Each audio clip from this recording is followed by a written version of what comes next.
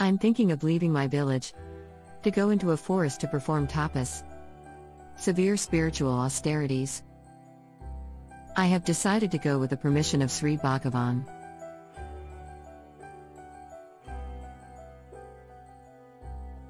One may leave the village, but one cannot leave oneself. If the village exists apart from the self, it may be left. To live alone at the place of self, and then leaving your village to live in a forest, will be the same as living in a city.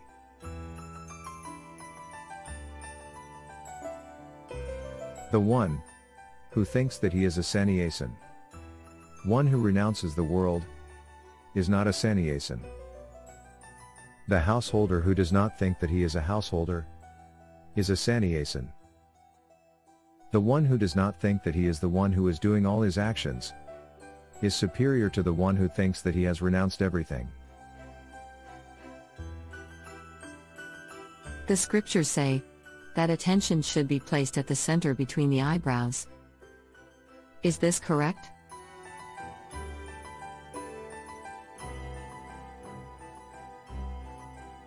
The feeling I am is directly evident to everyone. What happiness is there in seeing any particular God, if one ignores this feeling? There is no foolishness like that of thinking that God exists only in certain spots, such as the place between the eyebrows.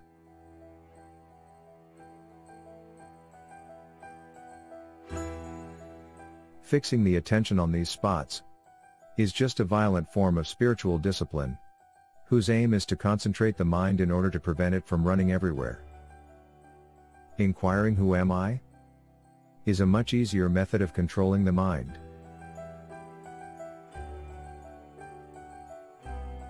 Because I have too much work to do, I keep forgetting to meditate.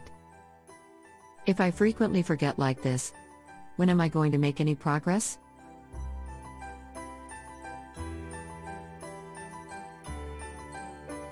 Never mind. Self-realization will not come in a day. Mental habits will only go gradually. Today we may think every 5 hours, "Oh, I have forgotten to meditate." Tomorrow, we may remember every 4 hours. The day after, every 3 hours. In this way, enthusiasm for meditation will slowly come. Why do you think, "Why didn't I meditate?" Or, "Why didn't I work?" If the thoughts "I did," and "I didn't," are given up, then all actions will end up as meditation. In that state, meditation cannot be given up. This is the state of natural and permanent abidance in self.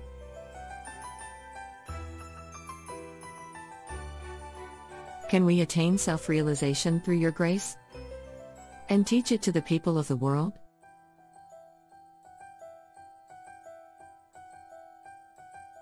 First, know yourself. Leave alone the idea of teaching others. If the world and its people remain after your realization, you may teach them. Trying to help the world without knowing yourself will be just like a blind man trying to teach the diseases in the eyes of others. First, clear your own eyes. If you do this, you will see the eyes of all others as your own. Then, if you see the eyes of all others as your own, how can you exist without helping them?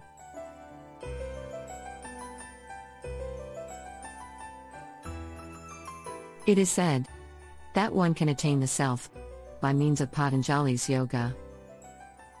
Is this true?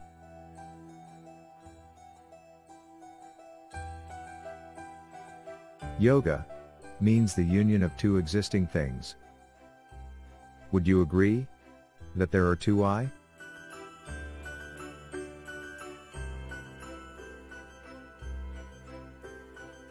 Where is one to attain knowledge of the self?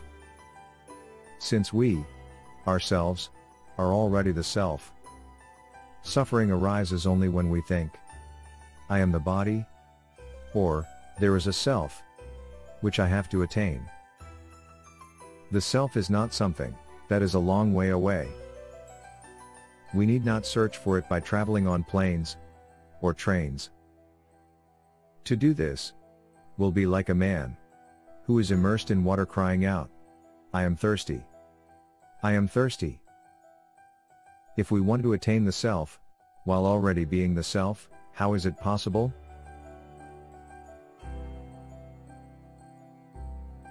Please tell us a method to destroy the mind.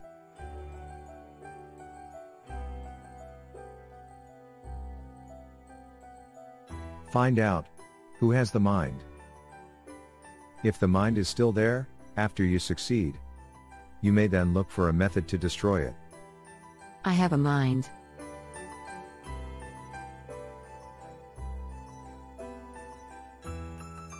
Who are you? Are you this body? Why do you not raise questions like this while you are asleep? Do you agree that the mind and the life force, which animates the body, are not yourself?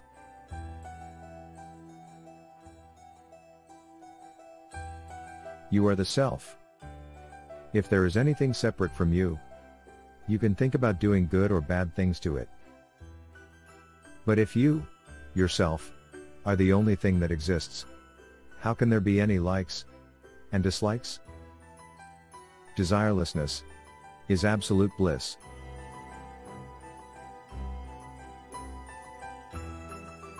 We're asking you again about destroying the mind because of our ignorance. We pray to Sri Bhagavan to forgive us and give us a reply. It is said that one must do spiritual practice to get rid of the mind. How should this be done?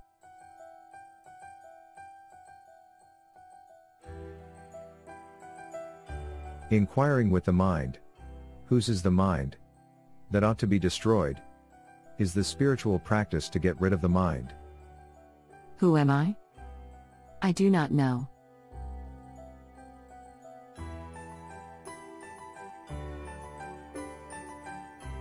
Without even knowing who we are, we want to attain something else. That which we want to attain is that which we already are. The experience of any state or heavenly world that comes to us will eventually go away again. That which comes and goes is not the self. That which is always within the experience of everyone, that alone is our real self. That is liberation, enlightenment.